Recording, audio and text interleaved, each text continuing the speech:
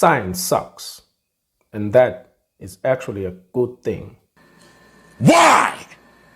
To get to that, well, let us begin with a short story. The passenger door closes, and your driver's seat moves forward a little as her knees dent the back of the cushion supporting your spine. A few minutes later, you look in the rear view to find her face forever buried in her phone. "Slow Friday night, is it?" you say as a hopeful conversationalist. She doesn't reply. You turn on the volume to fill the space between the both of you with something other than your rising embarrassment. A sudden chillness in the car has you stretching your hand towards the heater controls. A confusing emotional eruption of anxiety, fright, and unsettlement hits you like a sack of bricks. 5 or so songs later, you reach your destination, pulling up along the side of the road close to the gate of what looked like her apartment building. With both your hands clenching the steering wheel, you remember the 5-star review and sigh as you realize that you have to wait until she walks up to the gate and enters it before you can leave. However, she doesn't move. The silence becomes unbearable. "This is your destination, right?" you say, pulling up the app on your phone to confirm. There is no answer. You almost snap your neck as you turn your head. "Lady, this is your..." You stop mid-sentence, your lips circumferencing a circular void.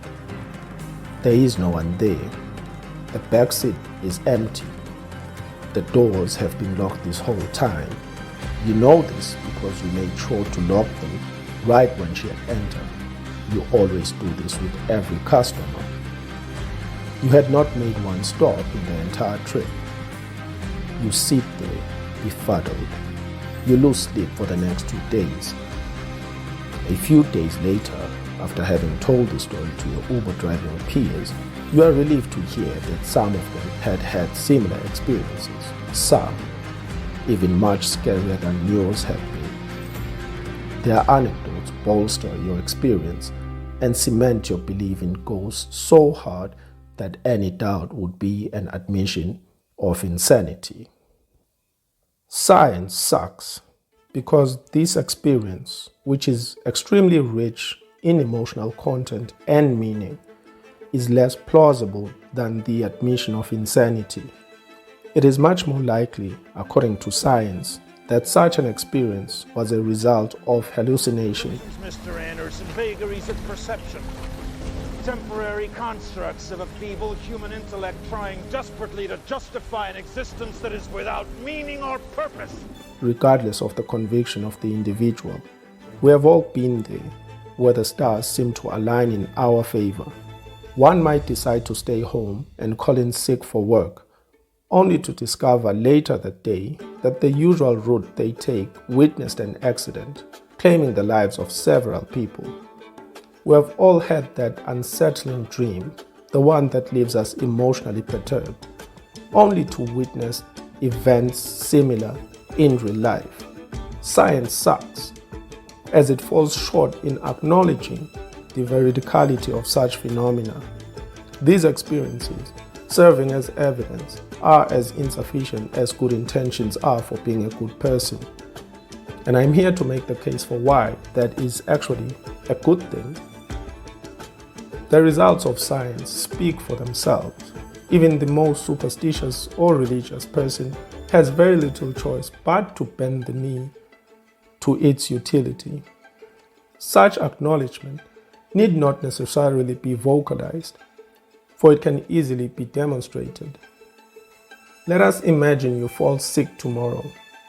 Depending on the progression of your illness, in the following hours or days, you might find yourself at the other end of a pharmacist's counter or with a doctor at your bedside.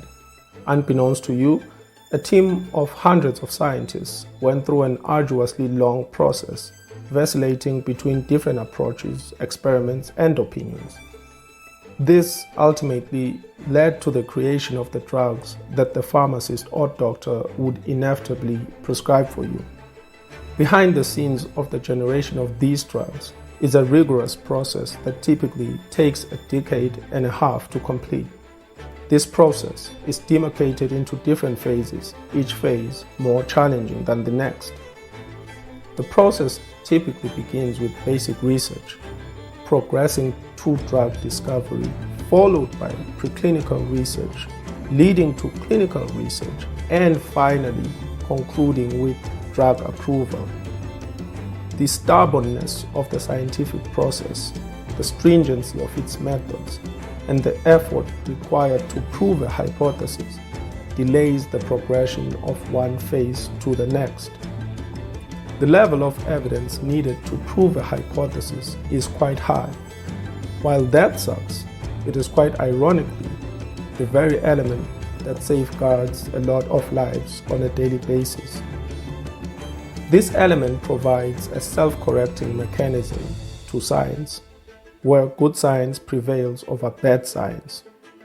While it is true that bad science and bad scientists exist, the determining factor lies in the weight of evidence and the epistemic approach. There are numerous examples where bad hypotheses and beliefs were overturned by good scientific practices. For example, to study personality, psychology and neuroscience replaced phrenology. With phrenology, it used to be thought that personality could be read by feeling the contours of the skull. During 2500 BCE, trepanation, which is the boring of holes into the skull, was a common surgical procedure across many cultures. The brain was not considered the seat of consciousness nor connected to the mind for thousands of years, as the heart was thought to be the superior organ. During the scientific revolution, religious authority was displaced by science, and various fields of inquiry were transformed, with the claims of alchemy and astrology losing scientific credibility and being replaced by astronomy and chemistry, respectively. Quantum physics provided a more accurate description of the behavior of particles at the quantum level. The change in scientific thought refined these disciplines, transforming the world and bringing about the Enlightenment. Although it became increasingly difficult to substantiate hypotheses, the result was the generation of more reliable scientific models with more predictive accuracy and rational coherence. This led to increased technological, agricultural, medical, and even ethical advancement. The rigorous element of science makes it optimally flexible and less prone to dogma. The scientific method generally involves asking a question, formulating a hypothesis, conducting experiments, observing and recording data, drawing conclusions, and typically sharing the findings. However, one quickly learns that defining a question is difficult and that it can, at times, be more challenging than conducting the experiment. Scientific question must be simple, concise, precise, and falsifiable, meaning can be proved to be false. Concision and precision of speech do not come as naturally to most humans.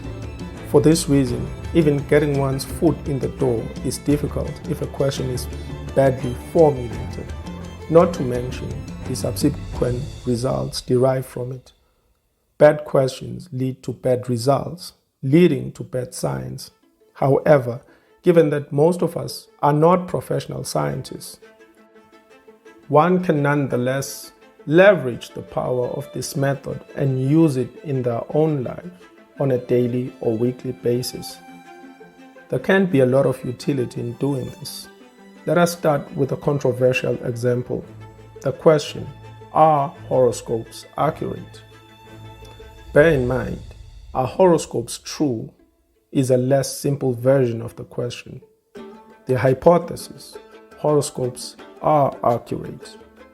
The experiment, if horoscopes are accurate, that one should be able to identify one's horoscope amongst the 12 options if the names of each are hidden. Let someone read all 12 horoscopes. Pick out the one that applies to you and then read the name. Is it accurate? If yes, great. Next, pick out 5 friends or family members and run the same experiment. Did it work on all 5 of them? Let us say it worked with maybe 4. Good. Then this should also work with 20 people. Do it with 100 people. What about 1,000 people? Collect the data. What is the percentage of accuracy? If it is less than 50%, then your confidence should be high that the claim horoscopes are accurate is false. That is roughly how applying science in your life would work. It may seem challenging, but also makes it awesome because it ensures that one's willingness for something to be true matters less than it has to in it actually being true. It is difficult to think like this. A lot of emotional significance is stripped from one's life when the weight of evidence is taken as seriously. This is due to the fact that we are living beings who are also a bit more rational, rather than rational beings who are also living. It is important to keep this in mind, for no matter how much logic you apply to matters in your life, you're still constrained by the deep conscious and unconscious need to further the needs of your survival and cognitive processes, which are not as concerned with rational coherence and truth as we like to believe they are. It is important to caution against the intrinsic arrogance that comes with knowledge and understanding. Understanding this allows one to separate the science from the scientist, as one would with the art and the artist. The public has lost a lot of confidence in science, partly due to the inaccurate or ever-changing information disseminated during the COVID-19 pandemic. It is understandable to empathize with this loss of confidence in a field whose advocates often appear more focused on scoring points and financial gain. The result is that people who are outside the purview of science think to themselves, "Science sucks," and they never get the other side of the story, that science is awesome. Next time you use your phone, scroll through social media, drink a cough syrup, take a plane ride, microwave your food, ride an elevator, etc., be reminded how great science is. In a much later video, we will explore bad science and the limitations of science as a reliable guide to ethical and moral behavior. Until next time, bloggers' musings, adding value, one essay at a time.